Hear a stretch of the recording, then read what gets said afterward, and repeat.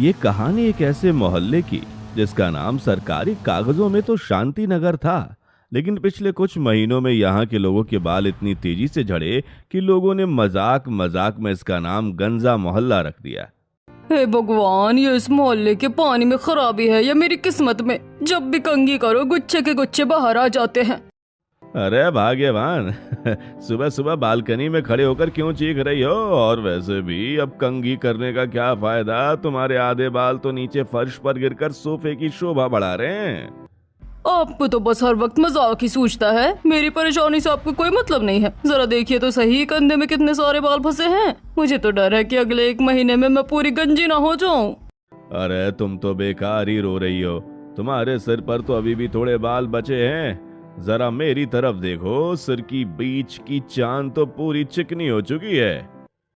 हाँ वो तो है, आपका सिर तो अब दूर से ही लाइट रिफ्लेक्ट करता है, पर मुझे अपनी चिंता है। मिसेज शर्मा गुस्से में कमरे के अंदर चली जाती हैं। वहीं नीचे सड़क पर मोहल्ले की 2 और औरतें मिसेज वर्मा और उनकी सहेली हाथ में पूजा की थाली लिए मंदिर की तरफ जा रही होती हैं। पता है बहन, टीवी पर वो बड़ा सा एड देखकर मैंने 500 रुपए का इतना महंगा हर्बल तेल मंगवाया था। दावा कर रहे थे कि 1 हफ्ते में नए बाल उगाएंगे। फिर क्या हुआ बहन जी, कुछ फायदा मिला क्या? खाक फायदा मिला। सब टीवी वाले नाटक दिखाते हैं, उस महंगे तेल को लगाने से कोई आराम नहीं मिला, बल्कि बाल और ज्यादा टूटने लगे। अब तो सिर पर पल्लू रखने में भी डर लगता है कि कहीं बचे कुछ बाल भी ना साफ हो जाए। बिल्कुल सही कह रही हैं आप। मैंने भी अपनी बहू और बच्चों के कहने पर ऑनलाइन एक बड़ा ही नामी शैम्पू मंगवाया था। उसे लगाकर तो ऐसा लगा जैसे सिर पर केमिकल की बाढ़ आ गई हो। दोनों औरतें बड़बड़ाती हुई मंदिर की तरफ बढ़ जाती हैं। ठीक उसी के पास राजू की चाय की दुकान है, जहां मोहल्ले के कुछ आदमी सुबह सुबह अखबार पढ़ने और चाय पीने इकट्ठा हुए थे, जो इन औरतों की बातें सुन रहे होते हैं। देख रहे हो भाई साहब, इस मोहल्ले में कोई और टॉपिक ही नहीं बचा। औरतें मंदिर जाएं या सब्जी मंडी, हर जगह सिर्फ गंजेपन और बाल झड़ने की डिस्कशन चलता रहता है। हाँ वर्मा जी, बात तो आपकी एकदम 16 आने सच है। मेरी दुकान पर जो भी आता है चाय के साथ बाल झड़ने का दुखड़ा जरूर रोता है। अरे राजू, अरे एक कड़क चाय देना बिना शक्कर की। और भाई रामू, तू वहाँ चाट के ठेले पे खड़े खड़े इतना खुश क्यों हो रहा है? तुम्हारी तो लॉटरी लगी है जैसे। अरे शर्मा जी, आपकी बात सुनकर मुझे भी हंसी आ गई। आप लोग सुबह सुबह ही बालों का रोना लेकर बैठ जाते हैं। बड़े आए हंसने वाले। अरे तेरे सिर पर तो हमेशा ये बड़ी सी काप लगी रहती है। तेरे बाल नहीं झड़ रहे हैं क्या जो तो इतना खुश है? जरा टोपी हटा कर तो दिखा। अरे वर्मा जी, मेरी पोल क्यों खोल रहे हो? लो देख लो मेरा सर का हाल भी। रामू मुस्कुराते हुए अपने सिर से कैप हटाता है। उसके सिर के बीच का हिस्सा पूरी तरह साफ है, सिर्फ साइड में थोड़े बाल बचे थे। ये देखकर चाय की दुकान पर बैठे सभी लोग जोर से हंसने लगते हैं।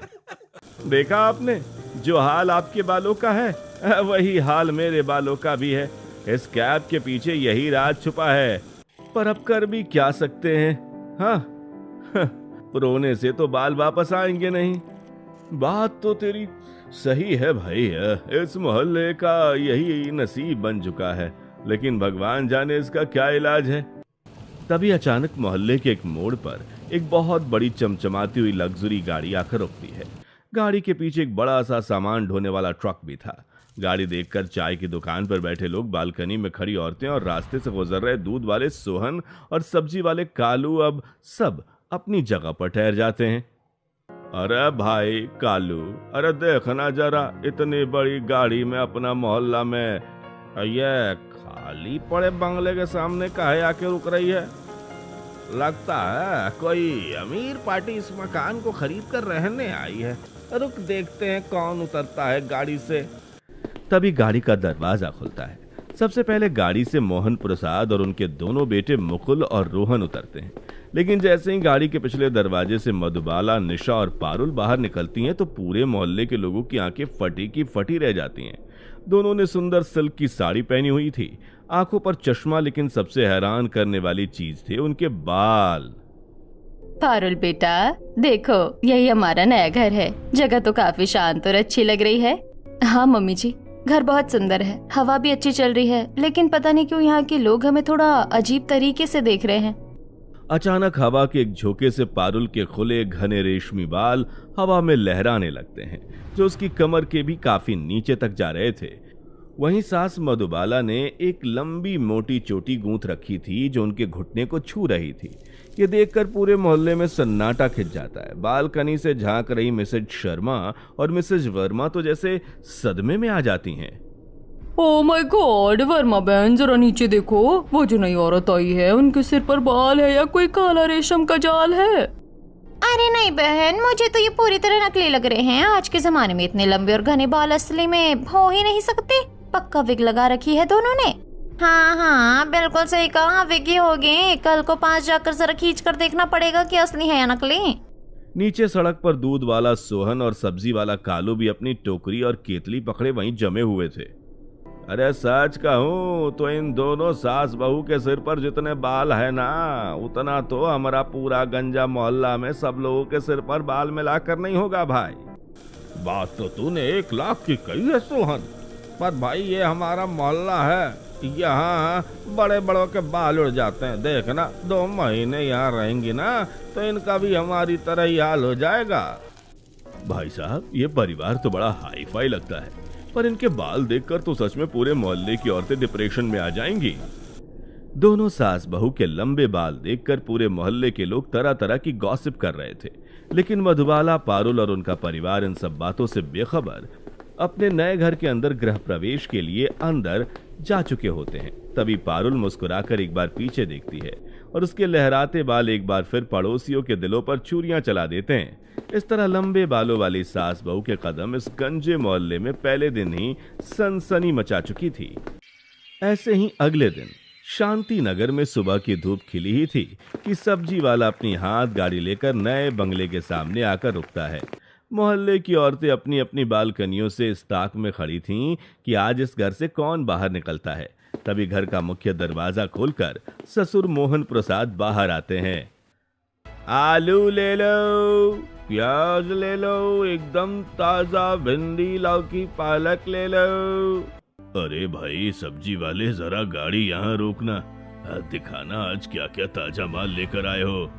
भाई साहब राम राम, बिल्कुल सुबह सुबह खेत से तोड़कर लाया हूँ। ये देखिए एकदम हरी हरी पालक, मेथी, खीरा, आंवला और नींबू, जो मांगोगे वही मिलेगा। मोहन प्रसाद झुककर सब्जियां देखने लगता है। तभी बंगले के अंदर से सास मधुबाला और बहू पारुल भी बाहर आ जाती हैं। दोनों के बाल आज भी सलीके से बंधे थे। वर्मा बहन जरा जल्दी अपनी बालकनी में आओ, देखो वो नई सास बहू फिर बाहर आई है। आज तो इनके बाल और भी ज्यादा चमक रहे हैं। हाँ बहन, मैं तो कब से देख रही हूँ। इनकी बाल देखकर तो सुबह की चाय भी कड़वी लग रही है। ऐसा लग रहा है जैसे हमारे जले पर नमक छिड़कने के लिए भगवान ने यहाँ भेजा है। हाँ तो अंकल क्या क्या तौल दूं? आधा किलो आलू और 1 किलो प्याज कर दूं? नहीं भैया, आलू प्याज बाद में। पहले आप ये पूरी 5 गड्डी पालक, 3 किलो खीरा, 2 किलो आंवला, ढेर सारा करी पत्ता और नींबू तौल दीजिए। और हाँ बेटा, वो जो टोकरी में ताजी मेथी और चुकंदर रखे हैं वो भी सब के सब तौल लो, कुछ छोड़ना मत। सब्जी वाला इतनी सारी हरी पत्तेदार सब्जियां सुनकर हैरान हो चुका था। उसने अपनी जिंदगी में किसी एक परिवार को एक साथ इतनी हरी सब्जियां खरीदते नहीं देखा था। तभी वहां से मिस्टर वर्मा गुजरते हुए रुक जाते हैं। अरे भाई साहब राम राम, सुबह सुबह इतनी सारी सब्जियां और पत्ता, घर में कोई गाय भैंस पाल रखी है क्या जिसके लिए ये चारा ले जा रहे हैं? अरे नहीं नहीं वर्मा जी, है हमारे घर में कोई गाय भैंस नहीं है। ये हरी सब्जियां तो हम इंसानों के खाने के लिए है। इंसानों के लिए इतनी सारी पालक और आंवला? भला कोई एक दिन में इतनी घास फूस कैसे खा सकता है भाई साहब? भाई साहब ये खाने के लिए नहीं बल्कि पीने के लिए है। हमारी बहू पारुल डॉक्टर है ना, वो रोज सुबह हम सबको इन सब चीजों का मिक्स जूस बनाकर पिलाती है।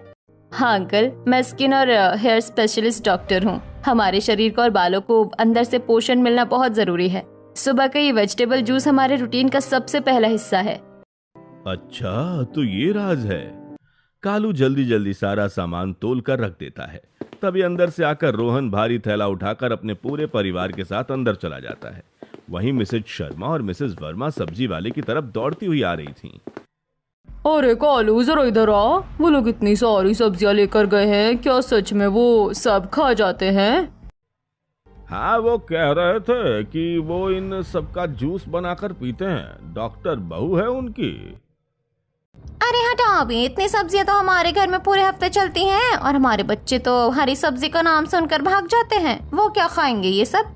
बहन, मुझे तो दाल में कुछ काला लगता है। जूस का तो सब बहाना है, असली बात कुछ और ही है। हमें इनके घर के अंदर जाकर देखना ही होगा कि ये रात दिन ऐसा क्या करते हैं जिससे इनके बाल इतने लंबे हैं। ऐसे ही रात के 12 बज चुके थे। पूरे मोहल्ले में सन्नाटा था। मिसेज शर्मा और मिसेज वर्मा अपने हाथों में टॉर्च लिए दबे पांव नए बंगले के पीछे वाली बालकनी की तरफ जा रही थीं। उनका एकमात्र मिशन था ये पता लगाना कि सास बहू के बाल असली हैं या नकली। शर्मा बहन धीरे चलो, कहीं उनके घर का कुत्ता या कोई चाग ना जाए। अगर पकड़े गए तो बहुत बेइज्जती होगी। अरे तुम चुप रहो, मुझे चैन की नींद नहीं आ रही है जब से उन दोनों को देखा है। आज तो मैं देख कर रहूंगी कि सोते वक्त वो अपने विग उतार कर सोती है या नहीं। दोनों औरतें किसी तरह पाइप के सहारे बंगले की निचली खिड़की तक पहुंचती हैं, जहां से अंदर का बेडरूम साफ दिखाई दे रहा था। खिड़की का शीशा थोड़ा सा खुला था। तभी उन्होंने अंदर टॉर्च की हल्की रोशनी दिखाई। देखो देखो बहन, वो दोनों बेड पर सो रही हैं। पर ये क्या, उन्होंने सिर पर कोई टोपी नहीं पहनी और बेड पर तो। खिड़की से साफ दिख रहा था कि मधुबाला और पारुल दोनों गहरी नींद में थीं। उन्होंने अपने बालों में ढेर सारा तेल लगाकर बालों की सुरक्षा के लिए बहुत बड़ा भारी जूड़ा